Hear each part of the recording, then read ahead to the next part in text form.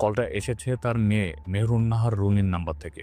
কিন্তু ফোনের ওপাশে রুনির কণ্ঠ নয়, শোনা গেল মাত্র ৫ বছরের শিশু মাহির সাদিক মেহরান মেঘের কান্না জড়িত ভয়ার্ত কণ্ঠ।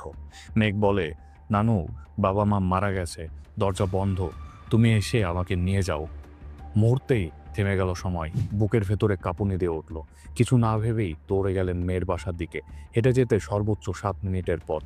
কিন্তু সেখানে পৌঁছে তিনি যা দেখলেন সেটা শুধু একটা মায়ের নয়, একটা দেশেরও নিঃশ্বাস থামিয়ে দেওয়ার মতো দৃশ্য। ২০১২ সালে রাজধানীর পশ্চিম রাজাবাজারের ভাড়া বাসায় নৃশংসভাবে হন সাংবাদিক দম্পতি সাগর রুনি।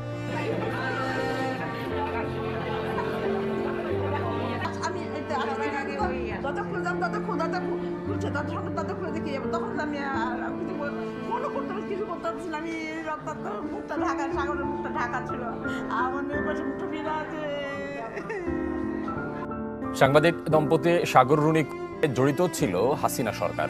যখন ফোন দিছে দেখলাম ফোনটা টেবিলে ছিল, পিএম বাংলাদেশ। আওয়ামী লীগ সরকারের প্রত্যক্ষ মদদে ঘটানো হয়েছে সাগর রুনি হত্যা। পরে উচ্চ পর্যায়ের নির্দেশে ধ্বংস করা হয় বহু আলামত। ঘুমাও কার সাথে তুমি? মা বাবার। বাবা মার সাথে? আর খাইয়ে দেখে তুমি নিজে খেতে পারো না।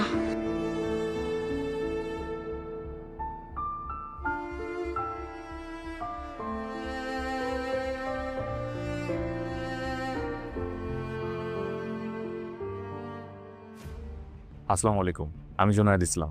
আপনারা হয়তোবা বুঝে গেছেন যে আমরা আজকে কথা বলবো বাংলাদেশের one of the biggest unsolved murder mystery case নিয়ে, গোলাম সরোয়ার সাগর, যার বুকে ২৮ বারেরও বেশি চাকু দেশ করা হয়েছিল।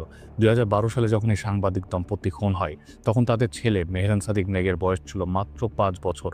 আর এখন সে একজন পরিপূর্ণ যুবক। আর এখনও সে তার মা বাবার হত্যার ন্যায় বিচারের জন্য লড়াই করে যাচ্ছে। ২০১২ সাল থেকে এখন ২০২৫ সাল, প্রায় ১৩ বছর পেরিয়ে গেছে। কিন্তু আসল অপরাধীরা এখনও রয়েছে ধরাছোঁয়ার বাহিরে।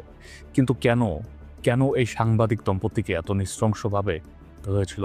এটি কি ছিল কোনো পারিবারিক বিবাদ, নাকি ছিল কোনো রাজনৈতিক ষড়যন্ত্র, নাকি ছিল কোনো পরকীয়ার জেরা? আসলে এর পেছনে কোন রহস্য লুকিয়ে আছে? নাকি এর পেছনে রয়েছে এমন এক ভয়ঙ্কর রহস্য যেটা আমাদের কাছে থেকে এখনও অজানা রয়ে গেছে? ফ্যাসিস্ট শেখ হাসিনা কি সে ব্যক্তি যে এই সমস্ত কিছুর মাস্টার?